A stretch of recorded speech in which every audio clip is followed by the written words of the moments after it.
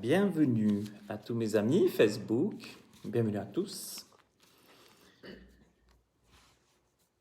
À l'âge de 12 ans, Jésus disait déjà, « Il faut que je m'occupe des affaires de mon Père. » C'est vrai que en tant que chrétien, lorsque nous donnons notre cœur au Seigneur, notre vie, et nous passons par les eaux du baptême, ben, c'est aussi une question et une réponse qu'on doit apporter. Qu'est-ce qu'on veut faire? Qu'est-ce qu'on doit faire en tant que chrétien? On se dit chrétien, c'est vrai, mais Jésus ici dira, il faut que je m'occupe des affaires de mon Père. Et en fait, Jésus, quand il est venu, lui-même a dit, je ne suis pas venu pour faire ma volonté. D'accord? Donc déjà, la première chose à savoir, c'est qu'un chrétien, à l'exemple du Christ, n'est pas là pour faire sa volonté à lui. Si nous voulons suivre les traces du Christ. D'accord? Si nous avons la pensée du Christ, l'apôtre Paul dira, mais nous avons la pensée du Christ. Donc, si nous voulons marcher sur les traces du Christ et être ses disciples, comme il est dit, Jésus a dit, allez dans toutes les nations, faites des disciples, d'abord, puis après vous les baptisez au nom du Père, du Fils et du Saint-Esprit. Et ce qui est intéressant, c'est que donc nous marchons sur ces traces du Christ en tant que chrétiens. Nous sommes appelés, Jésus lui-même a parlé d'une croix aussi pour moi, pour nous. Jésus a aussi parlé d'une croix, il a dit, elle n'est pas que pour lui la croix, elle n'a pas été que pour lui, et lui il est mort à la croix, mais Jésus il a dit, prenez votre croix, d'accord? Prenez mon joug aussi, et celui qui ne prend pas sa croix, il ne peut pas être mon disciple. Et ce qui est intéressant, en fait, c'est que si on avait posé la question à Jésus, on aurait été là, tu es venu pour faire quelles affaires? Il aurait dit, moi je suis là pour faire les affaires de mon Père. Il faut que je m'occupe des affaires de mon Père. Et telle devrait être la déclaration de tout croyant, de tout disciple. Je suis là pour faire il faut que je m'occupe, Il y en a qui disent, je ne sais pas comment m'occuper, surtout en ce moment avec le Covid et tout, je m'ennuie. Même à la maison, on peut aussi faire du télétravail pour le Seigneur, on peut s'occuper des affaires de notre Père aussi.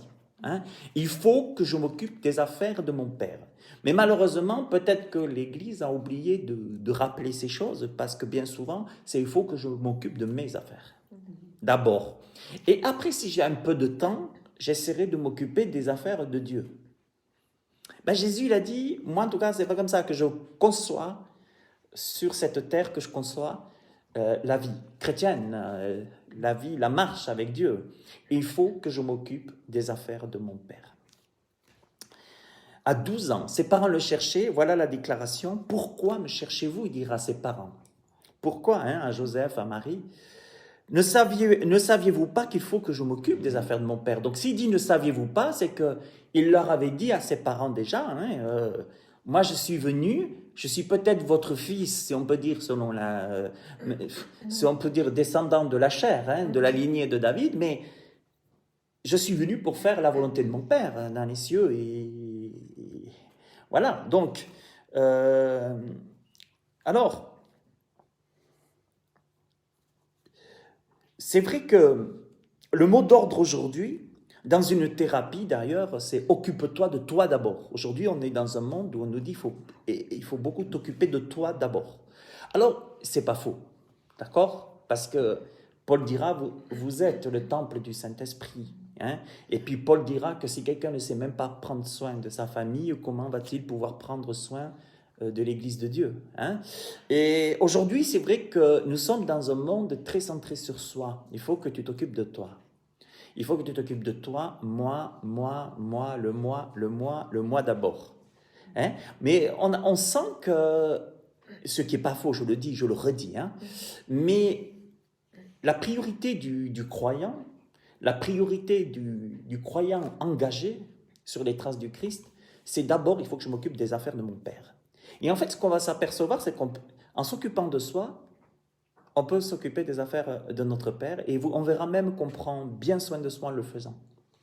Qu'on va bien retrouver notre identité. Parce qu'aujourd'hui, si le matérialisme a développé le moi d'abord, le moi, il faut que je m'occupe de moi, si le matérialisme, on voit quand même qu'il n'y a pas tant de personnes si heureuses que ça dans la vie. D'accord? Et puis c'était Salomon, l'Ecclésiaste, hein, dans la Bible, Salomon qui dira, pourtant Salomon a connu la richesse, il a tout connu, hein, Dieu lui a donné une sagesse au-dessus de la sagesse humaine. Hein. Et lui-même, il dira, j'ai tout considéré, mais vanité des vanités. J'ai toujours été un peu surpris au départ, je n'ai pas très bien compris, je trouvais qu'il était défaitiste, Salomon. Vanité, tout est vanité, tout n'est vanité, poursuite du vent. Puis je me suis dit, mais pourquoi il parle comme ça, tout est vanité? Après, je me suis dit, c'est vrai qu'on est né tout nu, on arrive tout nu, on part tout nu. Hein? Il faut que je m'occupe, je peux m'occuper de mes affaires, c'est très bien. Moi, j'ai une entreprise, c'est important que je m'en occupe. D'accord? Et c'est aussi donner un témoignage. Et Dieu veut, d'ailleurs, c'est l'apôtre Paul même qui dira, si tu ne veux pas travailler, ben, tu ne manges pas non plus. Donc, c'est important de s'occuper, de travailler. On est là, les uns pour les uns, avec les autres, les uns pour les autres. Hein.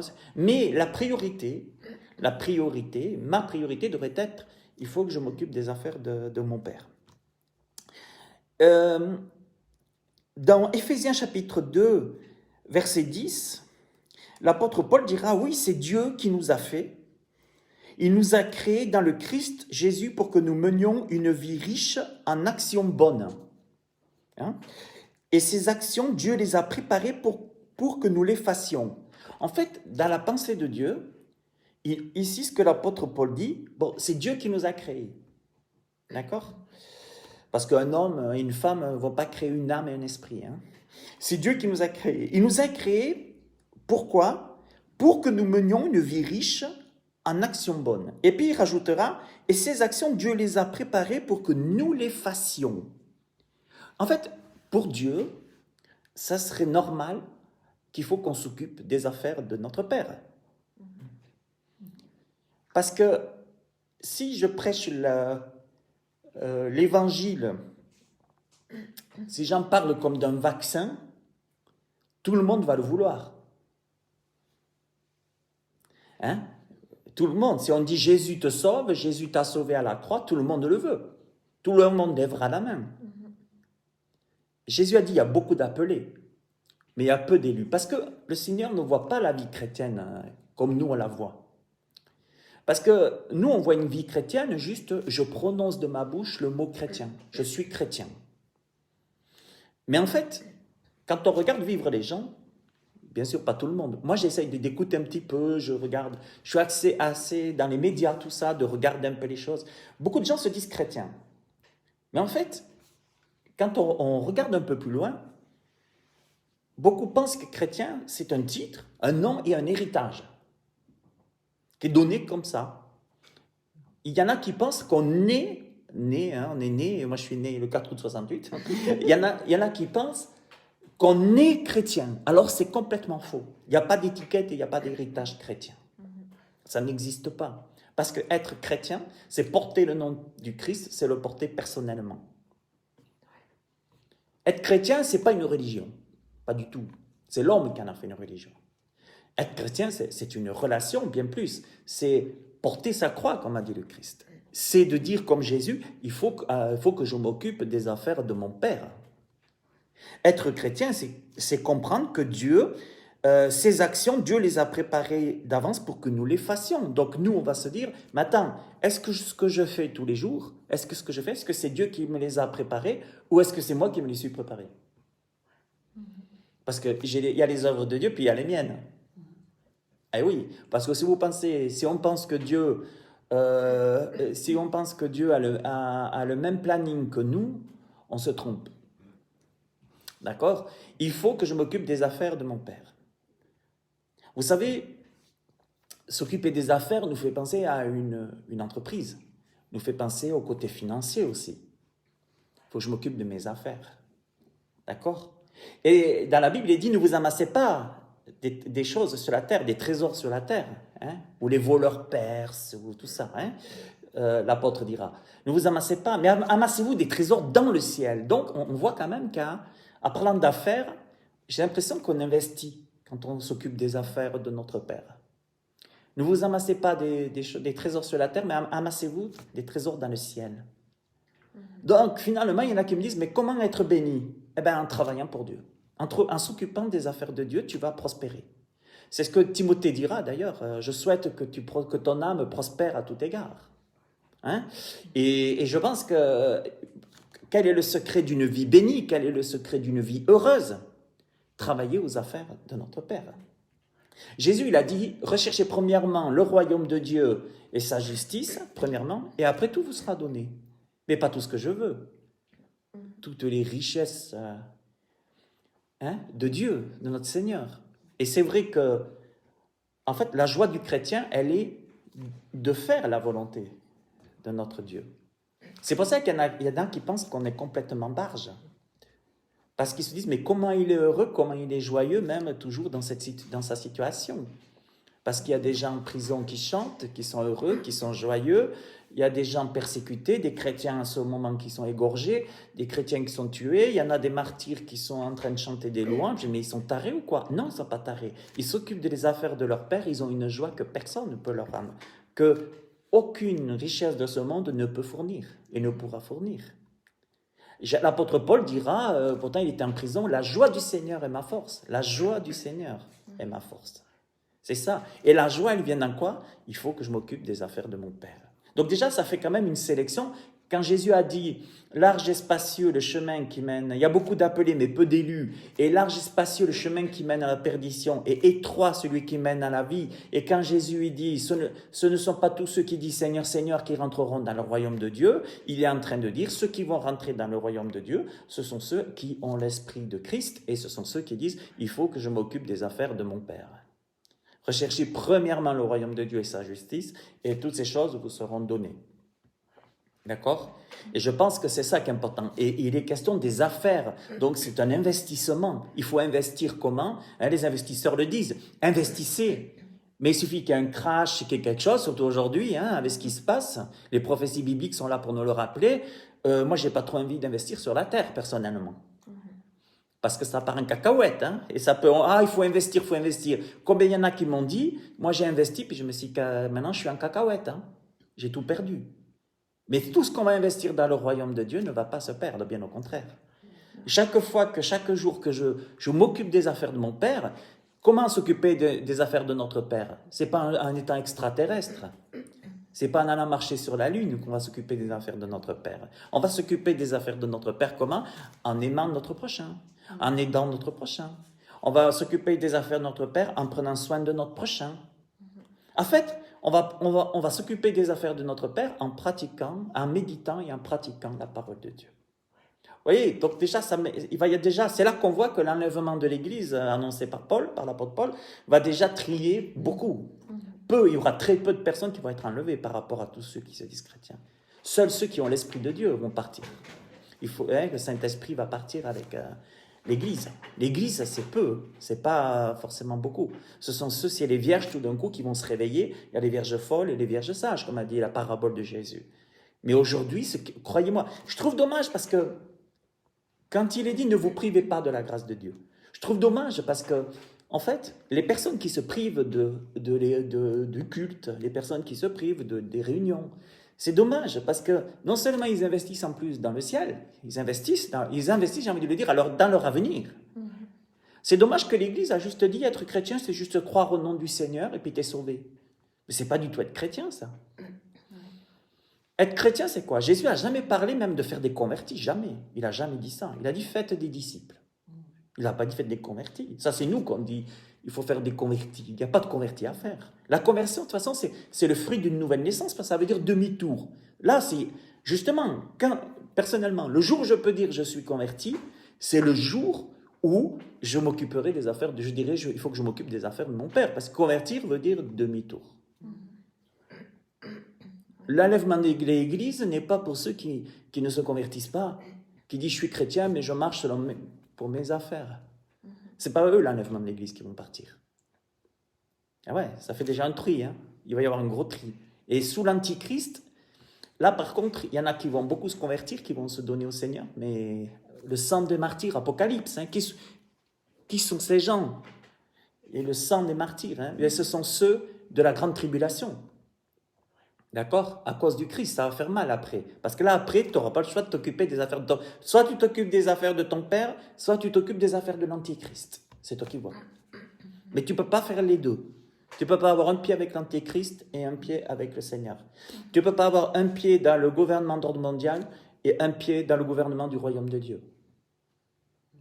C'est pour ça que le mot conversion est fort, parce qu'il veut dire demi-tour. D'accord? Aujourd'hui, qu'on soit chrétien ou pas, on sent tous qu'il y a quelque chose derrière qui nous attire vers une pensée unique. Avant, on le disait, mais on est déjà dans la pensée unique. Mais là, on sent qu'il y a quelque chose qui se prépare, mais que l'apôtre Jean a reçu il y a bien des années avant, des siècles passés, hein, que l'apôtre Jean a reçu sur l'île Patmos. Donc, en fait, ce qui se passe maintenant, c'est écrit, donc on le sait. Et il n'y a que la Bible qui le prophétise, ça. Parce que les autres livres, ce sont les hommes qui l'ont écrit, non inspirés. D'accord? Et ce que je veux dire, c'est que le Seigneur nous dit non. Je ne pense pas que nous, on puisse dire comme Jésus, il faut que je m'occupe des affaires de mon Père, et marcher comme les gens de ce monde en disant ouais, ben moi d'abord, parce que maintenant c'est moi d'abord. Hein. Mais moi, j'ai jamais autant été plus béni que depuis que je m'occupe des affaires de mon Père. J'ai l'impression que quand je m'occupais de mes affaires à moi en premier, alors c'est sûr, j'étais content, ma chère, hein, mais en fait, je comprends que l'Ecclésiaste disait vanité, des vanités. C'était un coup on peut être heureux pour quelque chose et le lendemain, poum, on peut être cassé. Je sais pas, la vie c'est instable quoi, un peu tout ça. Vous savez, Jésus il disait donc, j'aime beaucoup ce que Jésus a dit, c'est aussi ce que le disciple devrait dire. Jean 4 verset 34, Dieu m'a envoyé dans le monde, il dira. Donc déjà, quelqu'un qui est chrétien, il va se dire, Dieu m'a envoyé dans le monde.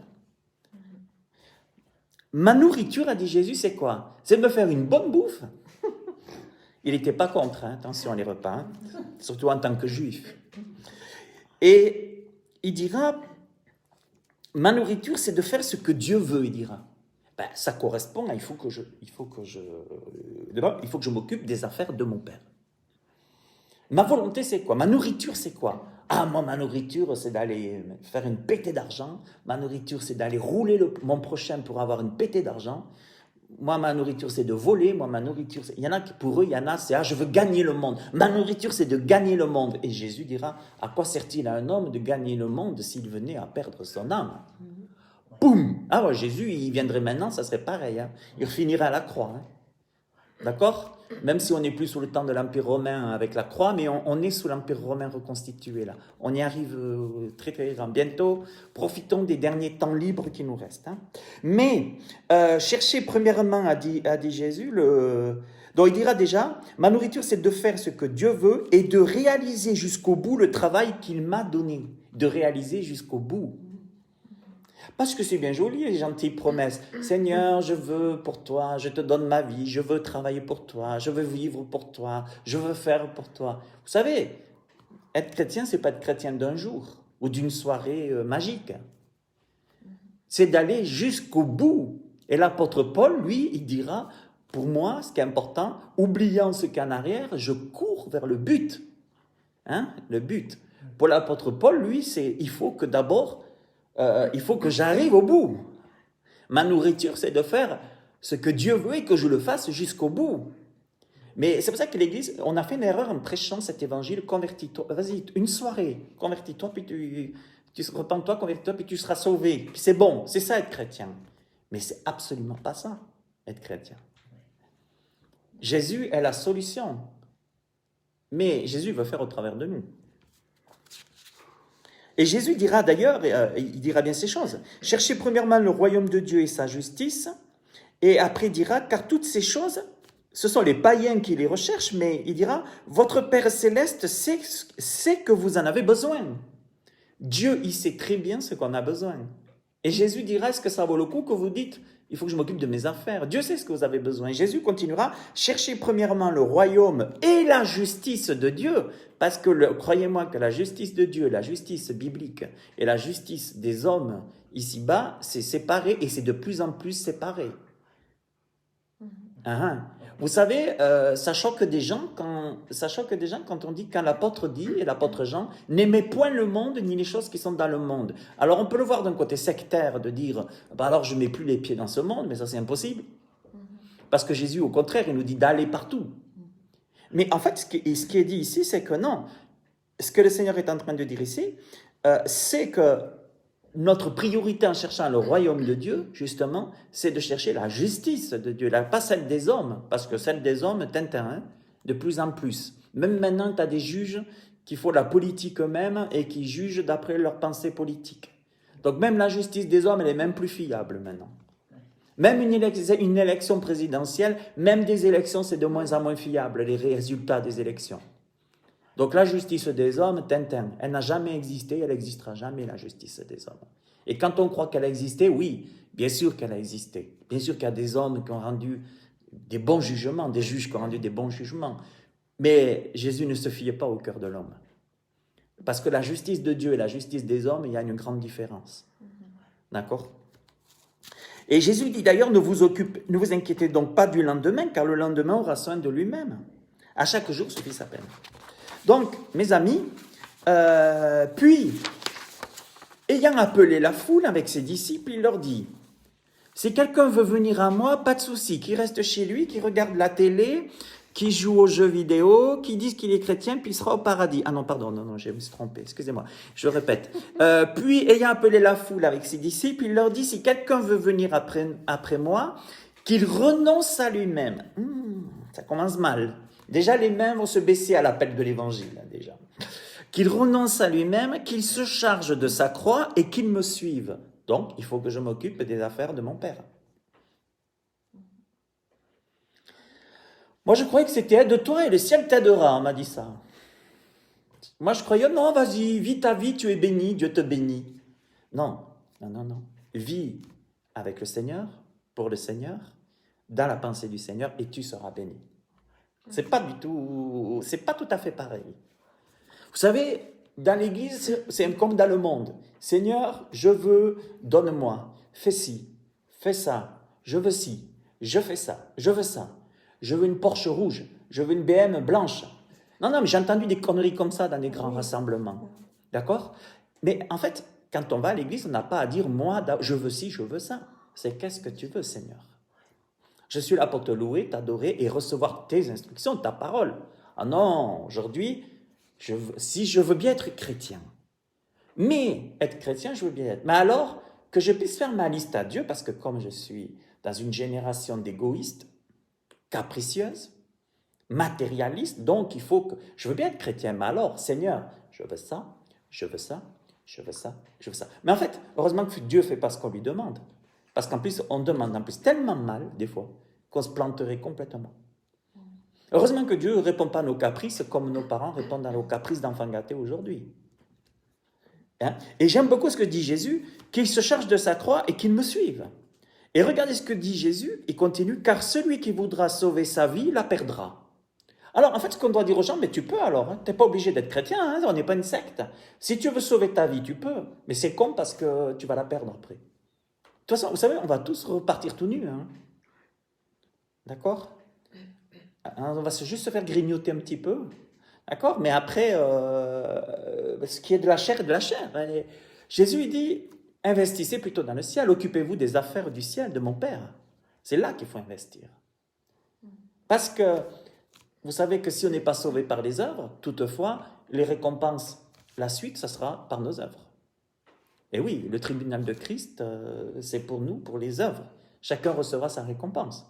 Et il y en a qui sont, la Bible dit, il y en a qui seront sauvés au travers du feu, parce qu'en fait, il y en a, on leur aura pas dit, il y en a, on leur aura pas dit que, en fait, être chrétien, c'est travailler aux affaires, pour les affaires du Père, et que c'est suite à ça que vraiment nous pourrons aussi vivre, avoir les récompenses.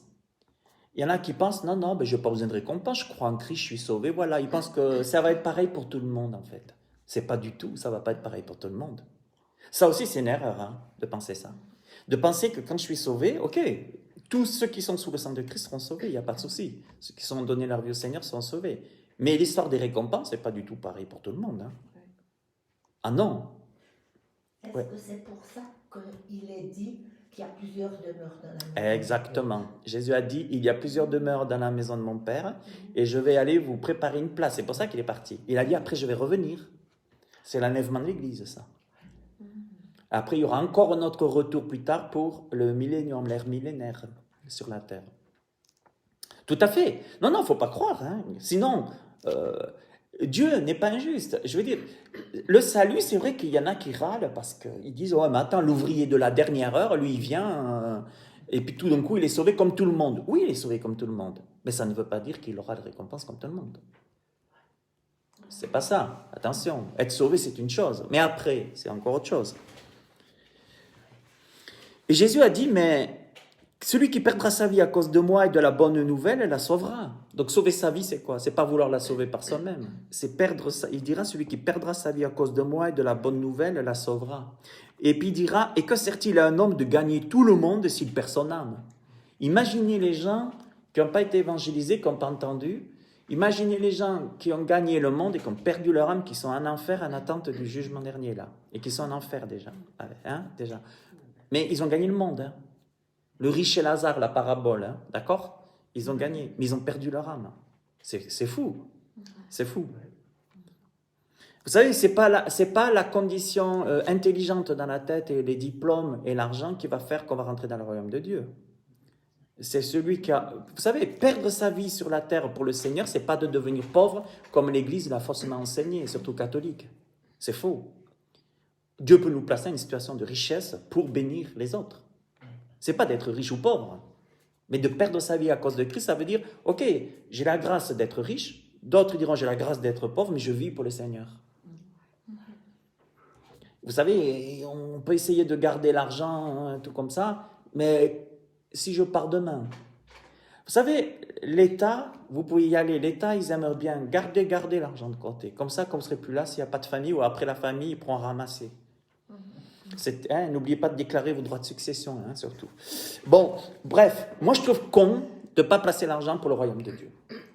Après, c'est vrai que bien des églises ont fait des dégâts, des faux prophètes et autres. Ah, placer l'argent dans le royaume des cieux, et les gens, non seulement ils ont été dépouillés, et en plus ces gens, ils ont pris l'argent pour faire n'importe quoi. Ils n'ont pas investi dans le royaume de Dieu, ils ont investi dans... Il y a beaucoup d'arnaques. Jésus a dit, il y a beaucoup de loups, hein. Investir dans le Seigneur, dans le royaume, c'est pas seulement donner de l'argent. Nous, on est une association chrétienne. Investir dans une association chrétienne, c'est quoi? Alors, tant mieux si on nous fait des dons, on en a aussi besoin financiers. Mais c'est surtout aussi, nous, on apprécie la main-d'œuvre. On apprécie, en tant qu'association, on apprécie les gens qui disent, on vient aider votre association. Je donne un peu de mon temps pour votre association. Ça, c'est investir dans le royaume des cieux. À l'époque, vous n'avez pas besoin, en tant qu'association, quand on n'était pas dans l'égoïsme, dans la génération égoïste d'aujourd'hui, à l'époque, on n'avait pas besoin de faire une annonce pour chercher des bénévoles. C'était automatiquement dans la pensée des gens. S'il y avait une association caritative ou une association bénévole, c'était dans la tête des gens de donner un coup de main. Ce n'était pas encore le temps de l'égoïsme, du moi d'abord et tout ça, le matérialisme. Maintenant, ben, tu galères, hein. Tu fais une association, ben, je te souhaite bon courage. Nous, on galère pour trouver des bénévoles. Je peux vous dire. Ah, ou alors, je vais être payé combien? À l'époque, une association bénévole, tu disais, c'est pas, hein, d'accord? Ah, je veux de l'argent, je viens que si j'ai de l'argent. Ben alors, c'est salarié, c'est employé. Mais voyez, la pensée comme ça aujourd'hui, d'investir dans le royaume de Dieu, d'investir pour le prochain, ça, c'est parti, ça part, ça n'a plus de valeur. C'est le moi et moi. D'accord? Ok.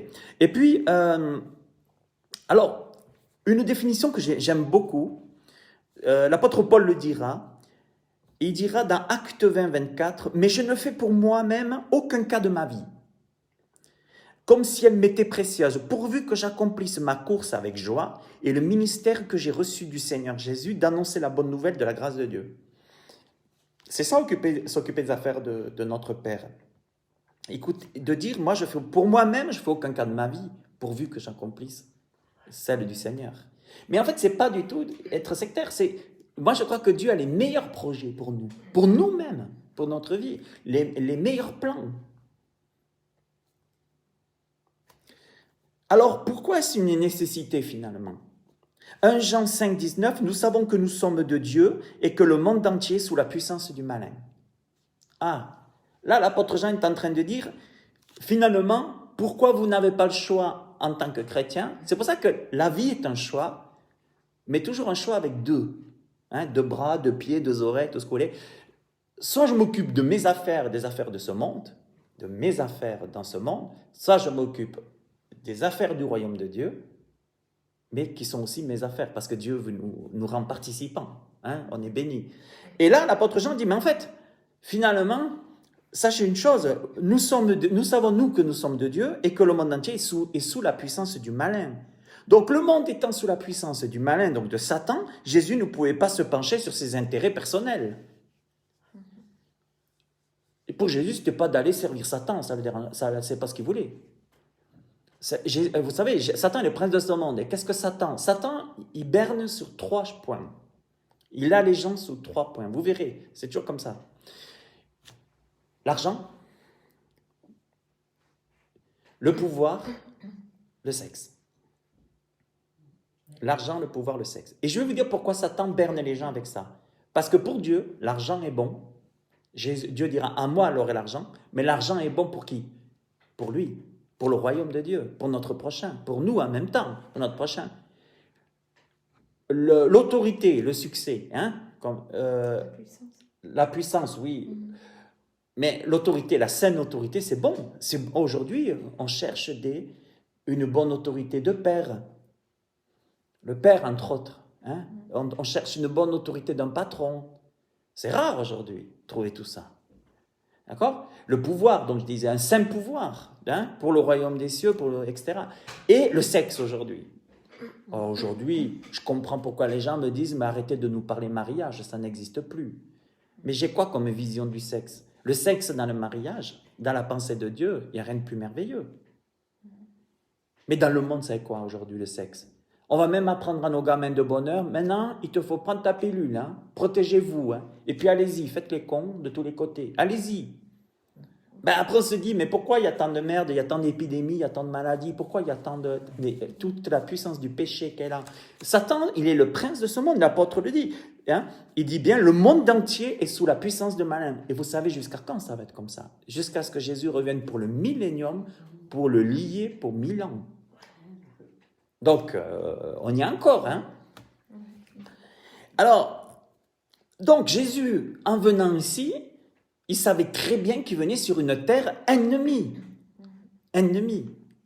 Ça aussi, j'entends des chrétiens, « Oh, alléluia, tout lieu que je foule, Dieu me le donne. » Déjà, il faudrait penser au lieu spirituel, déjà.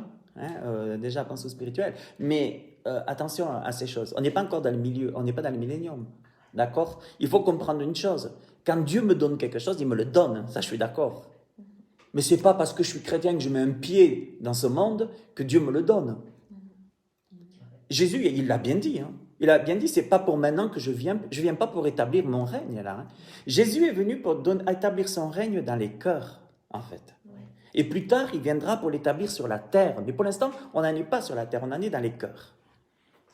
Moi et mon Père, nous viendrons chez lui. Nous viendrons en lui. Hein? Apocalypse, je me tiens à la porte et je frappe. Si quelqu'un entend ma voix, ouvre la porte, je rentrerai chez lui. Donc Jésus, écoutez bien, Jésus lui-même, s'il n'était pas en terre ennemie, croyez-vous qu'il aurait fini à la croix? C'est bien parce qu'il était en terre ennemie qu'on l'a mis à la croix. Et aujourd'hui, on tue, on égorge des chrétiens et ça continue. Et aujourd'hui, pareil, Jésus viendrait, on le bloquerait de Facebook.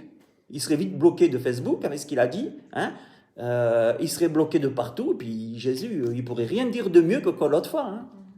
Ça serait le même programme. La même chose. Et vous savez, mais j'aime beaucoup parce que Jésus dit, il faut que je m'occupe des affaires de mon Père. Je suis sur une terre étrangère. Mais le Fils de Dieu a apparu, 1 Jean 3,8, l'apôtre Jean dira, afin de détruire les œuvres du diable. Ça, je trouve magnifique. Jésus est venu pour détruire les œuvres du diable. Mais pour détruire les œuvres du diable, il fallait qu'il s'occupe des affaires de son Père. Et vous croyez que pour nous, si on veut détruire les œuvres du diable et les projets du diable pour nous, eh bien, il faut s'occuper des affaires de notre Père aussi pour détruire le diable aussi. Ce n'est pas qu'on va nous détruire le diable, mais ce que je veux dire, c'est en s'occupant premièrement du royaume de Dieu et de sa justice, croyez-moi, Satan, il va se barrer parce qu'il n'aime pas ça. Donc, il faut que je m'occupe des affaires de qui? De quoi? Luc 10, 18, les disciples évangélisaient, les apôtres, 10, 18, je voyais Satan tomber du ciel comme un éclair. Mais pourquoi Satan tombait du ciel comme un éclair? Parce qu'il s'occupait des affaires de leur père. Ah, pasteur, j'en ai marre, le diable, il ne me lâche pas, j'en ai marre, je fais des cauchemars. Ah, puis j'en ai marre de ci, puis j'en ai marre de... Mais occupe-toi des affaires de ton père et Satan, il va dégager, vite fait, bien fait. Il n'y a pas de baguette magique. Occupe-toi de toi, de ton orgueil, du moi, le diable va bien t'aider et tu seras emmerdé. T'inquiète pas. Occupe-toi, ah, mais moi, je cherche premièrement le royaume de Dieu, sa justice, et Dieu va te donner tout ce que tu as besoin. Et même, je le vois, moi, dans ma propre vie, bien plus que ce que je peux demander ou penser. Voyez? Donc, vous voyez, déjà, être converti, être disciple, ce que c'est, être chrétien, ce que c'est déjà. Je crois que c'est ça qu'on devrait enseigner toujours. Si tu veux devenir chrétien, d'accord. Mais après, est-ce que tu veux prendre ta croix sur le Seigneur?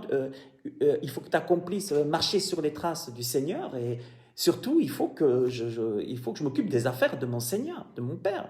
Vous savez, Dieu, il dit encore, il l'a dit dans l'Ancien Testament, même dans le Nouveau Testament. Moi, je cherche quelqu'un, je cherche des hommes, moi, qui intercédera pour moi. En fait, Dieu est en train de regarder l'Église et puis il dit, mais il y a quelqu'un qui bosse ici, pour moi, pour les affaires de mon Père. Oui, il y en a qui le font, mais c'est une minorité, moi je peux vous le dire. C'est une minorité, et c'est là que l'enlèvement de l'Église va le démontrer que c'est une minorité. Ah, beaucoup de gens, moi je suis chrétien, ben oui, mais je crois, pas de souci. Je prie le soir, je prie à table, il n'y a pas de souci. Mais c'est pas s'occuper des affaires de son père, ça. Ça fait partie, mais c'est pas ça qui va te donner des récompenses. C'est bien, mais il faut s'occuper des affaires de son père, c'est quoi? Ah, ben je vais aller au culte dimanche. Ah ben non, vous savez, vous avez des conjoints qui ne sont pas chrétiens ou quoi. Ah non, mais la famille, le dimanche, c'est ça. S'occuper des affaires de son père, c'est dire non, mais ça passe. Pour moi, c'est ma priorité, c'est d'aller au culte. C'est comme ça, moi je m'occupe d'abord des affaires de mon père. Bon, ma priorité, c'est m'occuper des affaires de mon père. Désolé. Ça change tout, hein. Je vous dis, c'est... Quand Jésus a dit large et spacieux à la perdition, et puis le pire, c'est les gens qui se croient chrétiens et qui pensent qu'ils sont sauvés. C'est le pire, ça. Après de se rendre compte que ce n'est pas le cas. Ah ben moi, on ne m'avait pas prêché, on m'avait dit convertis-toi à Jésus, et puis c'est bon. Mais non, pas du tout. Et Apocalypse, je n'effacerai pas son nom du livre de vie. Donc il y a même des gens à qui le nom va être effacé. Dans ce monde, Satan est le prince de ce monde. Et croyez-moi, si vous voulez faire tomber du ciel Satan, eh ben, il faut s'occuper des affaires de notre Père. Hein. Mais le nom sera effacé s'il renie le Christ. S'il renie le Christ. Voilà. Oui. Mais à un moment donné, là, bien sûr, c'est bien que tu le relèves. Si nous sommes infidèles, Dieu demeure fidèle. Si nous le renions, il nous reniera. L'apôtre Paul l'a dit. Mais à force d'être infidèle, de s'occuper de ses affaires, un jour, on risque de dire, oh ben finalement, le Dieu Bouddha, il est pas mal, le New Age est pas mal. Parce que vous savez, le plus grand prosélytisme aujourd'hui, le plus grand passage de Satan aujourd'hui, le prince de ce monde, hein, le plus grand prosélytisme aujourd'hui n'est pas le christianisme. Le plus grand prosélytisme d'aujourd'hui, c'est le nouvel âge. Dans les écoles, dans les hôpitaux, partout. Mais il est malin, parce qu'il ne se définit pas comme une religion. C'est là que c'est malin. Il va se définir comme des pratiques pour se retrouver soi-même, etc. Donc ça va partir d'une certaine psychologie. On va dire, mais exactement ce que Satan, le serpent, a dit à Adam et Ève. Non, non, non. Dieu sait que si vous en mangez, vos yeux s'ouvriront, vous connaîtrez le bien et le mal. Et puis, vous serez des dieux. Vous remarquerez que dans la religion Nouvel Âge, il est beaucoup question, vous serez des dieux. Vous. Allez, liberté chakra. Hein. Les chakras, vous savez, chakra, caca. Hein. Voilà. Et Romains 16, 20, il est dit, le Dieu de paix écrasera bientôt Satan sous vos pieds. Que la grâce de notre Seigneur Jésus-Christ soit avec vous. Colossiens 2,15, il a dépouillé les dominations et les autorités, les a livrées publiquement en spectacle en triomphant d'elles par la croix. Ça veut dire quoi? Est-ce que ça veut dire que le diable n'agit plus, puisque Jésus a fait tout le boulot? Pas du tout, regardez bien. Ne crains pas ce que tu vas souffrir. Ah, donc c'est en train de me dire, mon programme, non seulement il faut que je m'occupe des affaires de mon Père, mais Seigneur, tu es en plus en train de me dire que je vais souffrir. Oui, mais ne crains pas ce que tu vas souffrir. Bon. Voici le diable jettera quelques-uns de vous en prison. Oh, mais on ne me l'avait pas. Oh, ben celle-là, on ne me l'a pas dit. Alors, mince. Moi, on m'a dit, convertis-toi, puis le diable ne te touchera plus. Moi, on m'a dit que Jésus, c'était la baguette magique. Donne-toi à Jésus, tu n'auras plus de problème. Ah non, écoute, je ne sais pas qui t'a dit ça, tu sais. Je ne sais pas quel est le prédicateur qui t'a enseigné ça, mais il faudra qu'il revoie sa Bible. Parce que moi, ce que je veux te dire, Apocalypse 2:10, ne crains pas ce que tu vas souffrir. Et oui, et même l'apôtre dira, si nous souffrons avec lui, nous régnerons avec lui. Quelque part, si tu ne souffres pas, il y a quand même un problème. Est-ce que tu veux t'occuper vraiment des affaires de ton père, si tu ne souffres pas? Je ne sais pas, hein, vu qu'il est dit que Satan est le prince de ce monde encore. Après, je ne sais pas, il ne faut pas la chercher la souffrance, croyez-moi, occupez-vous des affaires de votre père, vous verrez, elle vient toute seule, la souffrance. Les amis, les amours, les emmerdes. D'accord? Voici le diable jettera quelques-uns de vous en prison. Non seulement tu vas souffrir, mais en plus, tu sais, peut-être qu'à Facebook, il va te bannir. Hein, prison, clouc, pendant un moment. Hein, afin que vous soyez éprouvés. Ah, en plus, il faut que je sois éprouvé. Satan va me mettre en prison pour que je sois éprouvé.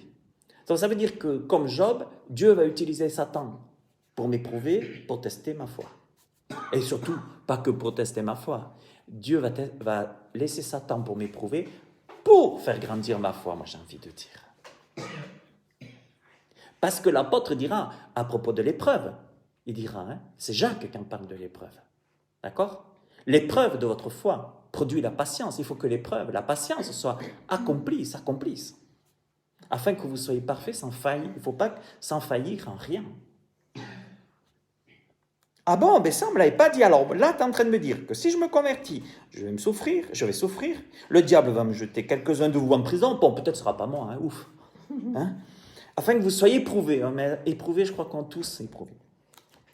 Et vous aurez une tribulation de 10 jours. Oh, ben 10 jours, ça va sur toute la vie.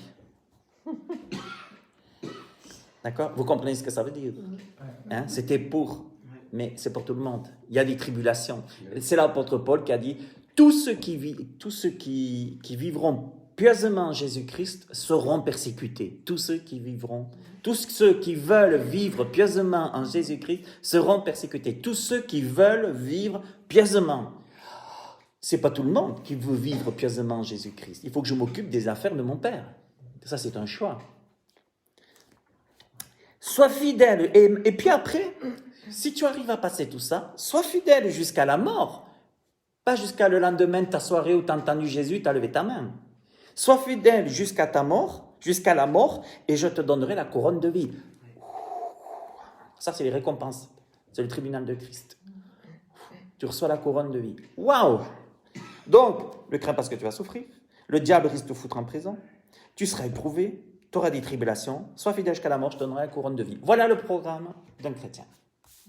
Ça change, hein? Hein? D'aujourd'hui, on ira tous au paradis, qu'on soit béni, qu'on soit maudit. Hein? Aujourd'hui, on est tous frères et sœurs. Vous savez, le plus grand mensonge de Satan, il aime être dans les clochers d'église, sur les clochers d'église. Il aime même, comme il dit dans l'Apocalypse, je sais que là où Dieu dira, dans l'Apocalypse, sur les lettres de cette église, il y a une église où Dieu dira, je sais que là où est le trône, là est Satan, hein? Le trône de Satan. Là où est ton trône, là est Satan. Satan était au milieu de cette église. Mais cette église, elle n'arrêtait pas de raconter des conneries. Genre, alors c'est sûr que tu as des églises, alors, Apocalypse, mais tu passes pour être riche, tu passes pour être célèbre, hein? Mais ce que tu ne sais pas, mais c'est Jésus qui le dit, ce que tu ne sais pas, c'est que tu es pauvre, misérable, aveugle et nu. Poum! Je vous dis, aujourd'hui, Jésus, comme moi, il se fait bloquer sur Facebook aujourd'hui, Jésus. Allez se dire aujourd'hui à l'Union européenne, toutes ces choses, à la mondialisation sauvage, vous allez voir ce que ça va donner. Voyez? Il faut que je m'occupe de mes affaires. Alors, si tu t'occupes de tes affaires, c'est sûr que le diable ne va pas te mettre en prison, ne va pas faire tout ça, parce que tu y es déjà en prison. Il va t'y mettre. Voilà. Allez, je termine. Matthieu 13, 38. Le champ, c'est le monde. La bonne semence, ce sont les fils du royaume. Livrés, ce sont les fils du malin. Donc, livrés, ce sont les fils du malin. Donc, il faut quand même faire gaffe. Apocalypse 7, 14. Je dis, mon Seigneur, tu le sais. Et il me dit, ce sont ceux qui viennent de la grande tribulation. Donc, ça veut dire que le paradis sur la terre, n'y croyez pas que ça sera ni maintenant, et ça ne sera surtout pas après, quand il y aura le temps de l'Antéchrist, avec la tribulation. Ce sont ceux qui viennent de la grande tribulation, ils ont lavé leurs robes et ils ont blanchi dans le sang de l'agneau. Pour vous dire ce qui va se passer bientôt. Là, pour l'instant, c'est encore assez calme. mais c'est très agité, croyez-moi. Hein, mais c'est encore assez calme. Mais plus ça va venir, plus cet empire romain qui se reconstitue avec cette nouvelle pensée unique et ce nouveau gouvernement d'ordre mondial qui arrive à se mettre en place. Hein, vous savez, l'Union européenne déjà, elle ne fait pas de cadeaux. Hein. Depuis qu'à l'Europe, c'est une dictature qu'on n'a jamais connue. Je peux vous le dire. Et les gens qui sont tous là en train de vouloir rentrer dans l'Union européenne, oui, ils bavent du pouvoir qu'ils croient qu'ils auront. Ah, moi, il faut que je m'occupe de mes affaires. Mais ils vont savoir, et les pauvres, vous savez, ils vont se faire bouffer par les rats, parce que ce sont des rats derrière. Je peux vous le dire, ce sont des rats. Et les rats ne vous font pas de cadeaux. Hein. Les rats, ils bouffent tout ce qu'ils ont à bouffer dans les râteliers. Mais il y en a qui pensent, vous savez, Satan, c'est toujours pareil. Prosterne-toi devant moi et je te donnerai toutes ces choses du monde, ces royaumes, ces richesses. Prosterne-toi devant moi. Vous croyez quoi? Parce que là, en fait, c'est comme en France. Si Macron se met au second tour avec Le Pen, vous avez tous qui vont aller voter Macron. Parce que soi-disant que l'Union européenne, s'ils n'ont pas l'Union européenne, ils sont foutus. Vous voyez? Ils vont tous aller se prosterner. Et puis après, le lendemain, ils vont râler. Ouais, j'en ai marre, une baguette de pain à l'époque, c'était quelques centimes. Maintenant, 1 € pour une baguette de pain, j'en ai marre. Ben écoute, tu l'as voulu, maintenant arrête de gueuler. Tu l'as voulu. Occupe-toi des affaires de l'Union européenne. Moi, je m'occupe des affaires de mon père. Hein. C'est bon. D'accord? Je ne m'occupe pas des affaires de l'Union européenne. Il me grignote assez comme ça. Hein. D'accord? Et la Suisse, t'en as qui veulent, vivement l'Union européenne, vivement, faut pas garder les richesses qu'on a, faut tout donner, faut partager. En plus, c'est là que derrière c'est subtil parce que ça porte un message chrétien derrière. Il faut partager. Eh bien, vous allez voir s'ils partagent là-haut. Vous allez voir ce que vous allez partager. Vous allez voir. Croyez-moi. Et puis, même si tu y arrives dans la vie, même avec l'Union européenne que tu es riche, à quoi sert-il de gagner? Servir qui? Servir quoi? Moi, j'ai envie que quand je sois devant le Seigneur puisse me dire, tu sais, Patrice, bon, là, t'as déconné quand même. Hein. Là, franchement, t'as assuré. T'as pas assuré, plutôt. Mais par contre, là, j'ai aimé quand t'as fait ça. J'ai aimé quand t'as prévenu. J'ai aimé quand t'as dit si. J'ai aimé quand toi, t'as pris le véhicule dans ton association pour aller chercher des meubles. Toi, patron, tu vas chercher des meubles, tu portes, t'es avec les gars. J'aime. Par contre, là, t'as fait le con, il va me dire. Ça, c'est sûr. Là, alors, t'as une récompense à moi, là, je te le dis. Hein. Mais... entre dans la joie de ton maître. Hein. Mais, vous savez, je pense que, personnellement, il faut avoir la vision de Dieu dans nos vies. Il faut que je m'occupe des affaires de mon Père. Heureux ceux qui sont persécutés pour la justice, a dit le Seigneur. Donc, vous voyez le programme, hein? Si tu veux servir les affaires de ton Père. Heureux ceux qui sont persécutés pour la justice. Pourquoi il dit ça? Peut-être qu'il pensait déjà à l'Union européenne. Hein. Car le royaume des cieux est à eux. Matthieu 10, 22. Vous serez haïs de tous. Ah non, Seigneur, non, non. Moi, je veux aller vers l'Union européenne, alors. Oh, eux-mêmes. Hein. Vous serez haïs de tous à cause de mon nom. Paf. Donc, tu veux être chrétien? Ok. Tu veux servir les affaires de ton père? Ok. Ben, en plus que Satan va te jeter en prison, en plus que tu auras des tribulations, en plus que tu seras éprouvé, ben là, tu seras haï de tous. C'est vrai qu'aujourd'hui, si tu dis Zen, Nouvel Âge, Bouddha, ça passe. Tu ne seras pas haï. Tu dis Jésus, boum, tu vas avoir le nom de Jésus. Alors là, celui-là, il ne passe pas. D'accord?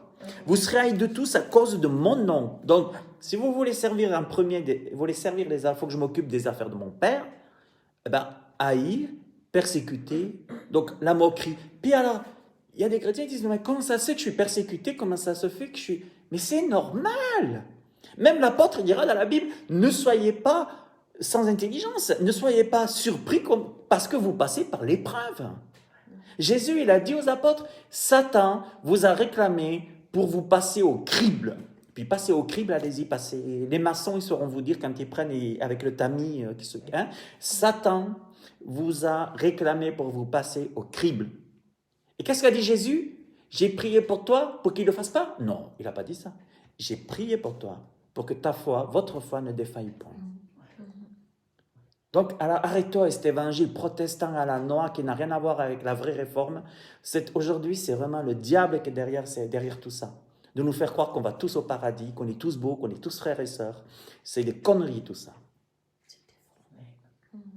On est dans l'apostasie. Paul l'a dit, il faut d'abord que vienne l'apostasie. Il l'a dit en premier. D'accord? D'abord l'apostasie. Bon, donc déjà, ceux qui prêchent les réveils avant le retour de Christ, ben, qui se réveillent plutôt dans le troisième ciel, qu'ils arrêtent les joints, qui retournent sur la terre. Parce qu'avant le retour de Jésus, le réveil sera plutôt, je l'espère, vers les vierges, l'Église déjà, hein, qui se réveille. Hein. Mais ce que je veux dire, non. Et là, regardez bien. Vous serez haïs de tous à cause de mon nom, mais celui qui persévérera de nouveau jusqu'à la fin, il revient là-dessus, sera sauvé. Jusqu'à la fin. Il faut que je m'occupe des affaires de mon père. Jusqu'à la fin. C'est pour ça que ça a énervé les gens. Quand Jésus disait, mais les prostituées vont vous dépasser, tu vois, des gens religieux qui étudient la Torah, Jésus est en train de leur dire, mais les prostituées vont vous devancer dans le royaume des cieux. Ben, les gars, ils se prenaient une claque. Hein. Allez dire aujourd'hui à des collègues pasteurs, des pasteurs protestants, que les prostituées vont les devancer, ils vont être contents. Hein. Oui. D'accord ?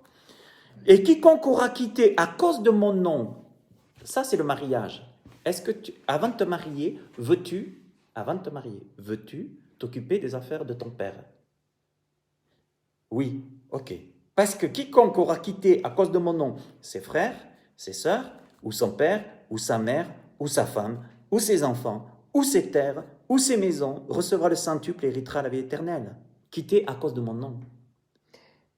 Je peux poser une question? Ça veut dire quoi, par exemple, quitter son mari ou sa femme? Alors, en fait, ici, le Seigneur veut parler des objections qu'il pourrait y avoir. La famille est une objection souvent majoritaire. Ça veut dire qu'aujourd'hui, beaucoup de gens veulent bien servir Dieu, mais d'abord, attends, il faut que j'aille ensevelir mon père. Ça, je comprends, mais son mari ou sa femme. Eh bien, vous savez, il y en a qui sont avec des conjoints qui ne sont pas du tout chrétiens, qui ne sont pas du tout croyants. Alors, le Seigneur, il dit, ben, ça, tu peux rien, tu t'es converti, puis tu es marié. Hein. Par contre, t'es quand même, si toi tu es chrétien, tu vis avec quelqu'un de non chrétien, l'apôtre Paul dira, sais-tu si tu pourras le sauver, ça c'est autre chose, mais où sera ta priorité? Mais non, c'est pas se barrer, non, sinon il n'y a plus d'évangélisation. Mais vous savez, aujourd'hui, je suis marié avec un non chrétien. Bon, ben, écoute, de toute façon, les chrétiens, comme ils se comptent maintenant, on ne sait plus où les trouver, donc c'est vite réglé. Et je suis avec un non chrétien, d'accord, mais Jésus dit quiconque aura quitté. Ça veut dire, même si tu y es, mais quitter le moule, je ne sais pas. Tu as un gars qui est non-chrétien qui te dit non, mais on ne va pas au culte, viens, ceci, cela. Ben, si tu l'écoutes à lui, ben, tu ne quittes pas. Hein. Et là, il faut que je m'occupe des affaires de mon père. Ta mère peut être un obstacle, ton père peut être un obstacle, ton mari, ta femme peuvent être des obstacles, ton frère, ta sœur peut être un obstacle. Servir Dieu, c'est pas de plus vivre, c'est pas de ne plus être avec eux. C'est simplement de leur dire, ben, si moi Dieu m'appelle avec ma femme à aller ailleurs dans un autre pays ou Dieu, ben papa, maman, je suis désolé, mais je vous dis au revoir. Et ouais. C'est pour ça que la belle-mère au placard à un moment donné, hein, d'accord? Et puis, non, mais voyez, en fait, ce que ça veut dire, c'est ça. Vous savez, moi, quand le Seigneur s'est révélé dans mon cœur, moi, c'était, j'avais 20 ans, d'accord? J'en ai 33 de plus. J'avais 20 ans, mais quand j'ai eu la révélation du Seigneur, moi, j'étais de Carcassonne. Hein. J'ai eu la révélation à Genève. Hein. Mais c'était dur pour moi de rester là-haut, hein, parce que je savais qu'il ne fallait pas que je redescende parce que j'allais retomber dans des travers. J'étais un bébé spirituel. Mais Dieu m'appelait ailleurs. Et puis, c'est dur. Mais là aussi, ton père, ta mère, tes frères, tes soeurs, tati, tonton, tata. Hein? Eh ben non. Hein? Non, mais vous savez, nous aujourd'hui, on peut en rigoler. On peut croire même que c'est comme ça. Mais ceux qui sont dans les pays islamistes, hein, les pays islamiques, les islamistes, quand ils ont une révélation du Seigneur, les musulmans, ben, je peux vous dire que là, ils savent ce que c'est de quitter Alors là, de quitter même géographiquement. Parce que de toute façon, du moment qu'ils se convertissent au Seigneur, ils sont zigouillés. Si, là, croyez-moi, la persécution, elle y est. Eux, ils sauront vous l'expliquer ce que c'est ça, ce que Jésus a voulu dire. Hein. Voilà. Donc, de rien. C'est gratuit pour l'instant. Hein. Alors, Jésus a dit, heureux serez-vous lorsque les hommes vous haïront, lorsqu'on vous chassera, vous outragera et qu'on rejettera votre nom comme infâme à cause du Fils de l'homme. Jean 5, 20, 21, souvenez-vous de la parole que je vous ai dite, le serviteur n'est pas plus grand que son maître. C'est ça en fait que les apôtres, quand ils prêchaient, disaient à leurs fidèles, en fait vous êtes pas plus grand que votre maître. Et il dira, s'ils m'ont persécuté, ils vous persécuteront aussi. S'ils ont gardé ma parole, ils garderont aussi la vôtre. Hein. Donc voilà. Acte 9, 16, et je lui montrerai tout ce qu'il doit souffrir pour mon nom. Ça c'est pour l'apôtre Paul. je vais lui montrer tout ce qu'il doit souffrir pour mon nom. Donc, s'occuper des affaires, continuer sur le chemin, sur les pas du Seigneur, s'occuper des affaires de notre Père, c'est peut-être pas tout à fait comme on me l'a annoncé. D'accord? Mais j'aime beaucoup 2 Timothée 1,8, et je finis avec ce verset. N'aie donc point honte du témoignage à rendre à notre Seigneur. N'aie pas honte. Si Timothée, tu m'entends, hein? N'aie pas honte du témoignage à rendre à notre Seigneur, ni de moi son prisonnier. Paul est en prison quand il écrivait. Hein? Mais souffre avec moi pour l'évangile, par la puissance de Dieu, mais pour l'évangile. Il faut que je m'occupe des affaires de mon Père. 1 Pierre 4, 12, 16, bien-aimés, ne soyez pas surpris, c'est ça que je vous ai dit tout à l'heure, comme d'une chose étrange qui vous arrive, de la fournaise qui est au milieu de vous pour vous éprouver. En fait, ce qui se passe maintenant, le Covid et tout, la fournaise qui est au milieu de vous pour vous éprouver. Parce que quand tout va bien, c'est facile de dire, je suis chrétien, je m'occupe des affaires de mon Père et tout. Mais quand, vous savez, les épidémies, c'était prophétisé, Matthieu 24 et tout, puis même Apocalypse. Hein. Vous savez, le Covid, c'est pas la dernière épidémie qu'il va y avoir. Hein. Lisez la Bible, non mais sérieux. Et plus ça va y aller, vous savez, les gens ils disent, il faut que je m'occupe de mes affaires, qui continuent, les Chinois, tout ça, qui continuent à produire, allez-y, pognon, pognon, pognon, et pendant ce temps, ça développe des cochonneries aussi, tout ça. Hein? D'accord? Voilà. Donc finalement, amour, gloire et beauté, comme un certain feuilleton, c'est pas tout à fait ça. Hein? Et comment donc invoqueront-ils celui en qui ils n'ont pas cru? Et comment croiront-ils en celui dont ils n'ont même pas entendu parler? Et comment entendront-ils parler s'il n'y a personne qui prêche? Et comment y aura-t-il des prédicateurs s'ils ne sont pas envoyés, selon qu'il est écrit, qu'ils sont beaux les pieds de ceux qui annoncent la paix, de ceux qui annoncent de bonnes nouvelles. Mais tous n'ont pas obéi à la bonne nouvelle. Aussi, le prophète Ésaïe dit-il, « Seigneur, qui a cru à notre prédication ?» Conclusion, gardons toujours à l'esprit et en prière ces paroles de l'apôtre Paul dans Philippiens 3, verset 12, « Ce n'est pas que j'ai déjà remporté le prix. » Que personne ne dit « j'ai déjà remporté le prix », surtout pas. Ce n'est pas que j'ai déjà remporté le prix ou que j'ai déjà atteint la perfection, parce qu'il y en a, ils se croient déjà parfaits sur les estrades. Hein? D'accord? Mais je cours pour tâcher de le saisir, puisque moi aussi j'ai été saisi par Jésus-Christ. Frère, je ne pense pas l'avoir saisi, mais je fais une chose, oubliant ce qui est en arrière, et me portant vers ce qui est en avant, je cours vers le but pour remporter le prix de la vocation céleste de Dieu en Jésus-Christ. Donc c'est pas gagné, hein? Il faut que je m'occupe des affaires de mon Père. Sans négliger notre quotidien, ça c'est moi qui le dis, sans négliger notre quotidien, prenons la décision aujourd'hui d'aller de l'avant. Mais ne négligeons pas notre quotidien, parce que Dieu, s'occuper des affaires de notre Père, ça se fait dans le côté pratique chaque jour de notre vie. Même un coup de téléphone, même en confinement, même un coup de téléphone, tu peux t'occuper des affaires de ton Père. Moi, en tant que pasteur, en tant que coach, il m'arrive, si je reçois un téléphone, ben, je suis à la maison, je suis peut-être à la maison, mais je peux m'occuper des affaires de mon Père en aidant quelqu'un, en conseillant quelqu'un.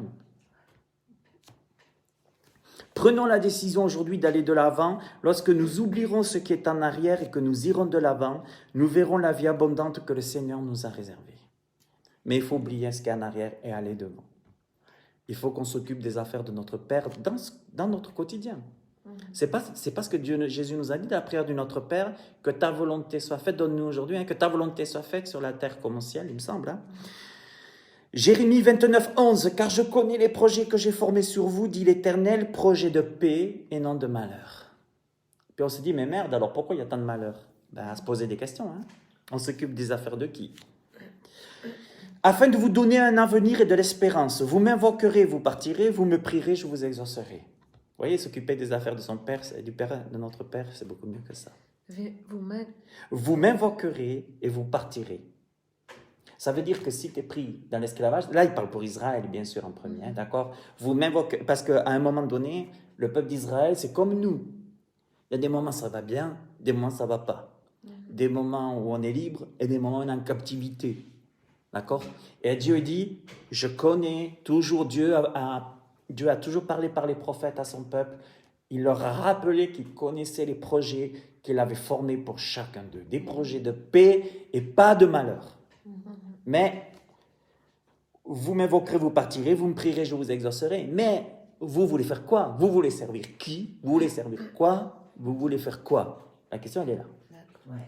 Donc aujourd'hui, il y en a qui disent ah, mais j'aimerais bien être délivré. Ouais, ben, Dieu veut te délivrer. Tu as des projets merveilleux pour toi, mais tu veux quoi? Tu veux qui? Tu veux quoi? Tu veux servir hein? Jésus a dit il faut que je m'occupe des affaires de mon Père. Tu veux servir les affaires de qui tu veux servir? De toi ou de ton Père céleste? Alors il y en a qui disent aujourd'hui on ne voit plus de miracles. Ben, c'est normal, on s'occupe de nos affaires à nous. Pourquoi tu veux voir des miracles? Les miracles se voient quand on s'occupe des affaires de Dieu. Oh, pasteur, prie pour moi que j'ai une délivrance, que je sois délivré de ci, de ça. Ben écoute, je n'ai même pas besoin de prier pour toi, je peux le faire si tu veux. Mais la décision, elle t'appartient. Occupe-toi des affaires de ton Père, tu verras si Dieu ne va pas te délivrer. Eh ouais, mais c'est ça Dieu, c'est ça qu'il dit Dieu à Jérémie. Mais je connais les projets, moi. Tu m'invoqueras, mais je vais te délivrer, je n'ai pas de souci. Mais la question d'abord, je veux vivre, je veux m'occuper des affaires de qui en premier? Et vous voyez, par contre, si vous voulez aussi appeler la persécution, malheureusement, c'est d'appeler Dieu au milieu de notre vie, parce que c'est là que ça peut poser des problèmes. C'est là que l'apôtre Paul il parlait du mariage avec un non-chrétien. Le non-chrétien, peut-être qu'il ne va pas vous emmerder si vous voulez aller au culte, mais à un moment donné, moi je veux m'occuper des affaires de mon père, chez moi, dans ma maison, au milieu. Il y en a, ça passe très bien, mais il y en a, ça passe pas. Et ça peut amener, là, vous pouvez amener des sacrées persécutions. Hein. Je vous le dis, des sacrées persécutions. Parce qu'à un moment donné, quand ton conjoint non-chrétien va dire « Oh, mais on pourrait lui mettre un porte-bonheur », et puis que toi, tu vas dire « Je dois m'occuper des affaires de mon père », ça, c'est négatif. Ah non, attends, et moi, je veux un Bouddha, moi, je veux ci, moi, je veux ça, moi, je veux qu'il ait le troisième œil, moi, je veux que si... Non. Ah, ben là... Il faut que je m'occupe des affaires. Là, on va comprendre ce qu'on disait tout à l'heure. À un moment donné, quiconque, son père, sa mère, son frère, il peut y avoir des problèmes hein, de s'occuper des affaires du Père. Que le Seigneur nous bénisse. Salutations à mes amis Facebook. Et puis, au plaisir de vous revoir. Dimanche après-midi, je vais apporter un enseignement à la Chaux-de-Fonds et ce sera en direct. Je salue Maria qui dit Amen, Amen. Je salue Séverine et tous ceux qui ont assisté au culte, que le Seigneur, à l'enseignement, que le Seigneur vous bénisse tous et puis au plaisir.